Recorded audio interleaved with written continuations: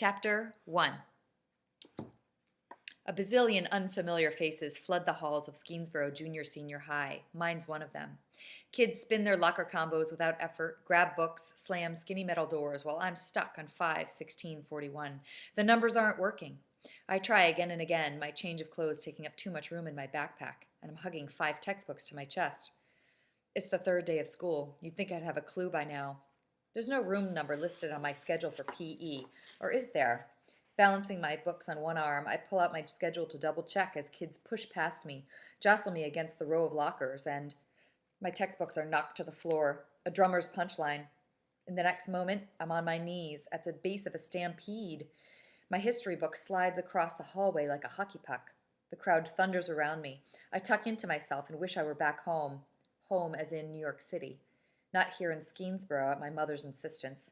How is my life better in this town? You okay? It's the boy who lives across the street, the only person I recognize in this sea of new faces, and it happens to be a super cute one. He helps me up and then hands me my history textbook. I could die from the heat in my face. Thanks. I shoulder my backpack as the million unfamiliar faces dwindle, filtering out and ducking into classrooms, a sure sign the bell is imminent. He gives me a lopsided grin from pity or bemusement and turns toward the science wing. Wait! I stumble toward him, nearly dropping my stack of books again. Where's the gym? Down the hall to the right. Thanks, I say, spinning away from him. The gym is the last place I want to go, especially after running into my neighbor. Jason, my mom said his name was. I whisper his name as I walk, in rhythm with my steps, making it music. Jason, Jason, Jason. Then it is music, just like in New York, when I'd focus on the sounds outside our apartment walls and later convert those sounds of the city into chords at my piano. And I never felt alone, even when Mom worked the night shift at the lab, even though I never knew my dad. The city was my muse, my only faithful friend. Maya Angelou's famous quote became my mantra. Music was my refuge. I could crawl into the space between the notes and curl my back to loneliness. As I pass an open door, a familiar sensation hits me. That door leads to a music room. I can feel it, smell it. There are music stands and risers and shelves with sheet music and posters of famous composers and a baby grand piano, front and center. The pull to the keyboard is absolute. I inch closer, closer, until my fingers trace the keys and I'm seated on the bench, my abandoned backpack at my feet. I begin to play, softly at first, scales that lead to pounding out my frustration and zing, the bell.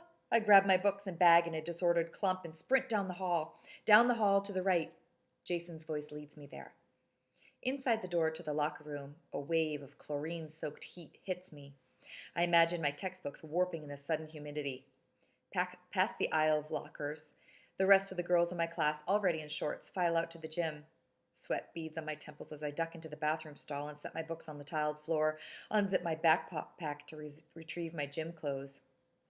My elbows bump into the metal dividers as I scramble into my favorite Liquid Soul t-shirt. I linger by the toilet, scratching the birthmark on my hand. I always liked that funny spot on my hand, a dark circle spotted with freckles. I used to pretend it was a magical mark, sending piano talent into my fingers. Silly, right? It never bothered me before, but it's been itchy all morning. Slam! The last metal locker echoes. It snaps me to attention. I dash out of the locker room, trailing the laughter like a lost puppy. The gym holds an odor of rubber and leather and boy sweat, and it seems too hushed. The girls sitting on the parquet floor turn big eyes on me. Oh, God, teams. They've started picking teams. Volleyball today.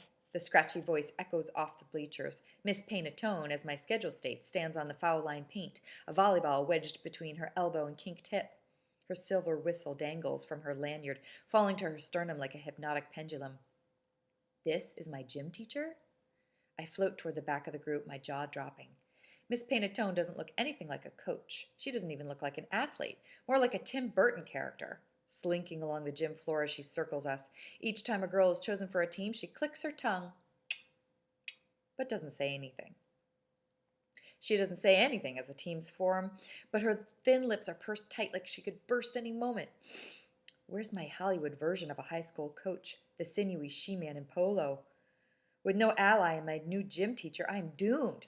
Samantha? My name is called but as a question. Who's the new girl?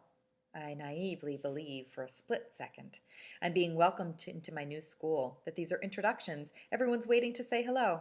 It's Sammy, I say, smiling dumbly. No one says hello. No one even looks at me or tells me what to do. So I follow the girl who called my name, a cheerleader type named Maddie I recognized from Miss Galvin's lit class, to one side of the net. The girls take positions in a giant star shape around me. I'm the epicenter. Oh, geez, what the heck do I do? Maddie clasps her hands. Come on, guys! Miss Panatone bounce passes the ball to a girl with a tawny pixie cut. Whistle blows. Pixie tosses up a serve. Wait! We're just going to play? There should be a lesson after all. This is school. Everyone already knows how to play. Maddie is ready beside me, sliding on her knee pads, bumping the ball high in the air. Knee pads? I don't have knee pads. Maddie's BFF with a blonde duck flip pops it up with her fingertips. The skinny one at the net completes the play with a hard spike on the opposite side. Pow! Onto the court floor untouched.